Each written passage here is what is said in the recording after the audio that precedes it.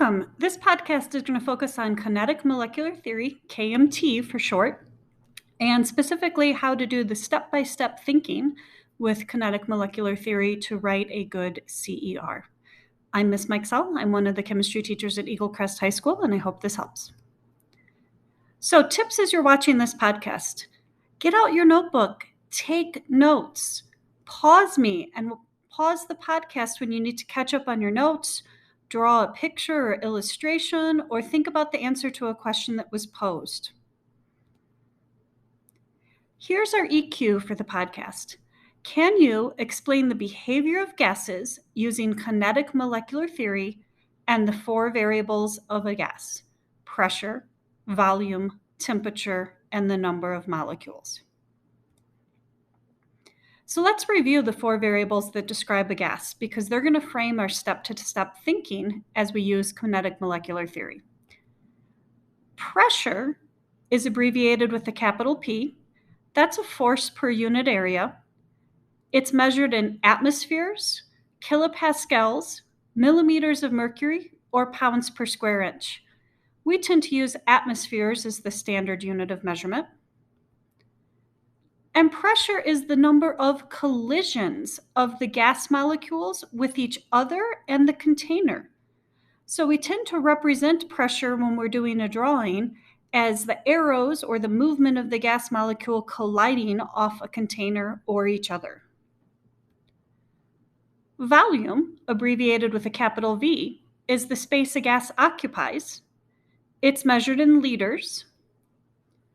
The number of molecules in is how many gas molecules are contained within a system.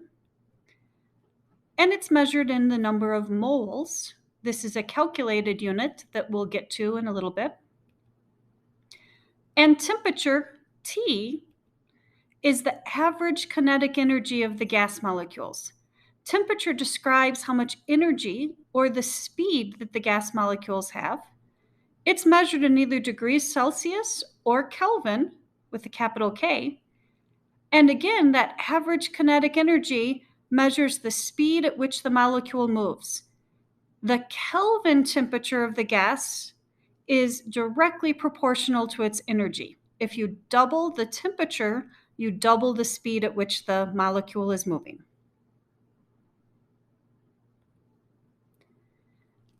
Last but not least, an abbreviation that you'll see used fairly often is standard temperature and pressure, STP. Standard temperature is a temperature of 0 Celsius, which is 273 degrees Kelvin, and standard pressure is 1 atmosphere of pressure, the pressure that occurs at sea level on Earth. So there are 4 postulates that explain the behavior of gases or help us describe and predict their motion in various phenomena and under certain circumstances. And these are the postulates of kinetic molecular theory. The first postulate is that gas particles have negligible volume. In other words, the size of the gas particle is incredibly tiny compared to the space that they occupy. Gases are in constant random motion and they're moving around in their container. And so when we are looking at the container of the gas, when we're describing the volume of the gas, we're not describing the volume of the actual molecule. We're describing the space between the molecules as their volume. This has an important implication because it means that gases are compressible. Because there's lots and lots of empty space between the individual gas particles, we can compress them into a much smaller volume. You've seen lots of examples, I'm sure, in your everyday life of gases being compressible. For example, the propane tank on your outdoor grill has gases, a huge volume of gas that's stored under pressure in a much smaller space. And lots of women's hair products like hairspray are gases which have been compressed. The second postulate is that gas molecules are in constant random motion and fill their container. So what we mean by this is that gases always take the volume of the container they're confined into. They're moving around in chaotic random ways at high energy. because if we think about the difference between a solid, a liquid, and a gas, gases have much more kinetic energy.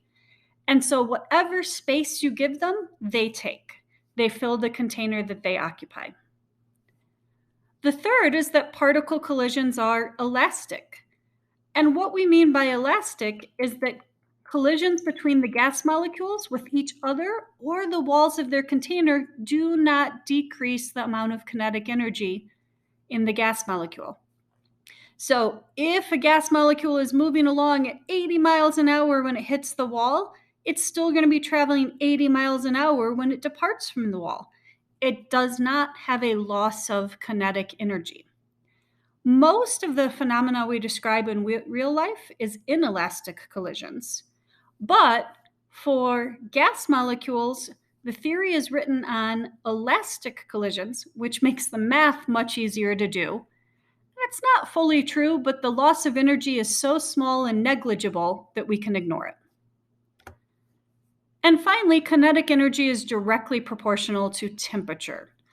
What we mean by that is the speed at which the molecule moves increases with increasing temperature. Specifically, this is proportional to the Kelvin temperature. This statement would not be true if we were talking about Celsius. So let's practice using kinetic molecular theory and the 4 variables that describe a gas to explain what would happen if we place a balloon in the freezer. As we can see, why does a balloon shrink when you put it in the freezer? We can take a balloon, which has a circumference of right around 400 milliliters, put it in the freezer, and when it comes out of the freezer, it fits inside the beaker, so its circumference has decreased in size. Can we use KMT to explain what happened? Take a second and plan your writing.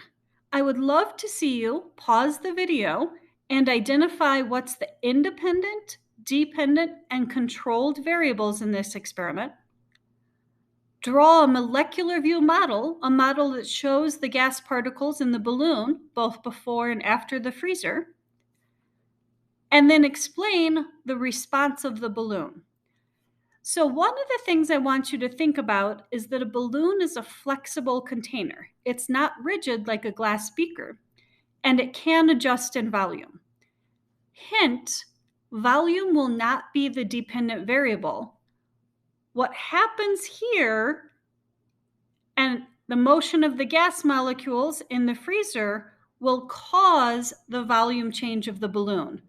So just like in some of our previous phenomena, when we talked about like why the water started boiling, first we had to figure out what was happening with the gas in the system, and what happened with the gas in the system then created the response, the water to boil. The change in the volume of the balloon will be the response. Okay, take a second, pause me, and try to complete this plan.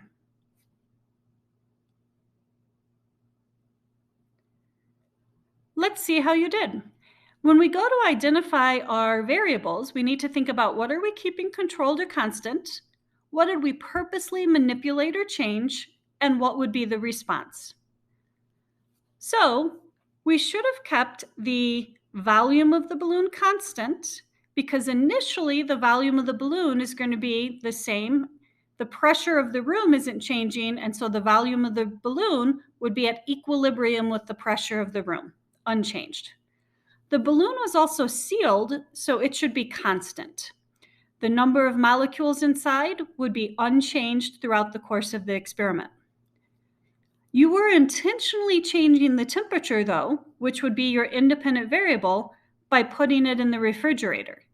Thus, the temperature is going to decrease, and anytime we talk about temperature, we need to link it back to speed. Since the temperature is decreasing, the speed of the molecules, or how fast they're traveling, is also decreasing. And if we have a constant volume with the same number of molecules, but now those molecules are slowing down, our pressure is going to decrease. Those gas particles are going to hit the walls of the container less often, or the balloon, and since there's less collisions occurring, the pressure will be lower. Our molecular view model should show the same number of gas particles. In this case, I randomly drew 3 in both balloons because our N, or number of molecules, was constant. It should also show, and so this picture is a little bit of a misnomer, the volume being the same for both balloons. It should show that the temperature decreased. And the way I drew temperature on this model was the length of the arrows. Longer arrows represent the molecules moving at faster speeds or zipping around the container in a longer distance per an interval of time. So you can see I cut down the length of the arrow in our freezer picture to show that those molecules have slowed down. And thus we can see there would be less pressure because there'd be less collisions. Since the particles are moving faster over here, they're going to collide with the walls of the container more often. If the balloon is at the same volume over here, but those particles are moving slower, there will be less collisions occurring. So finally, we can now explain why the balloon eventually decreases in volume, and that's because balloons are flexible. The volume of the balloon is based on the internal pressure equalizing with the external pressure. So originally, the external pressure was whatever the pressure in the room was for the day. But as there were less collisions and the pressure decreased on the inside, the internal pressure would be lower than the external pressure, which would cause the balloon to decrease in volume until those two things were in equilibrium again.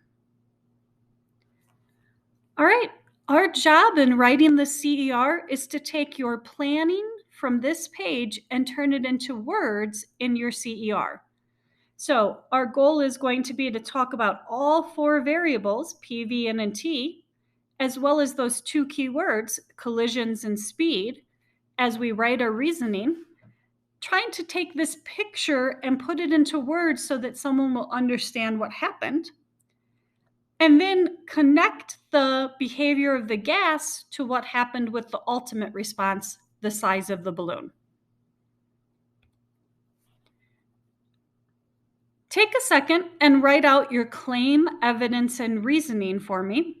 Again, I encourage you to pause the video, and then we'll talk through the exemplar, or a great example of what this writing should look like.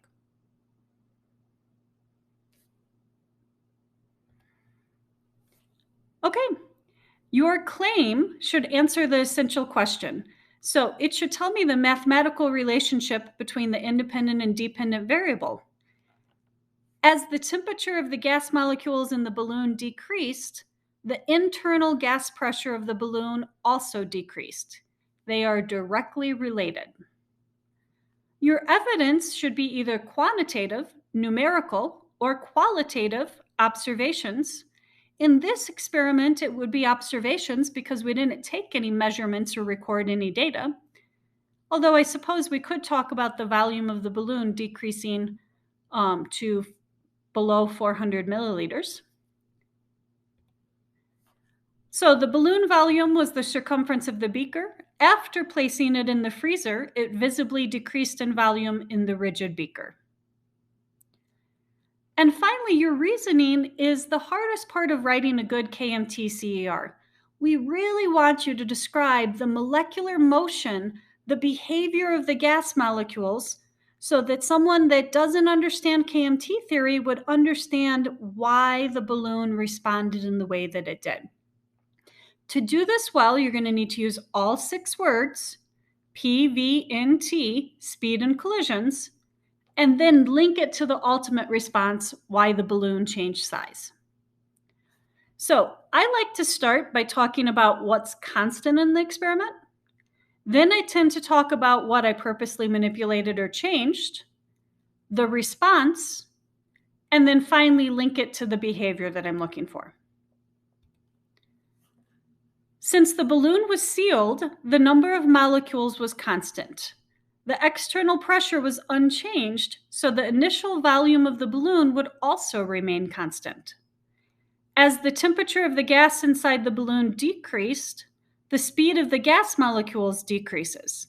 The gas molecules collide with the walls of the container less often as they slow down. They also hit with less force. This lowers the internal pressure of the balloon.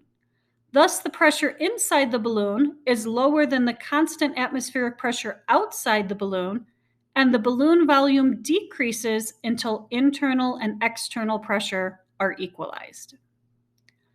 Note, you can see that I've referred to N, V, T, and P, the four variables that describe a gas, but I've also very intentionally talked about how as the temperature changes, the speed at which the molecules are moving changes, and how the number of collisions changes, because collisions is how we measure the pressure.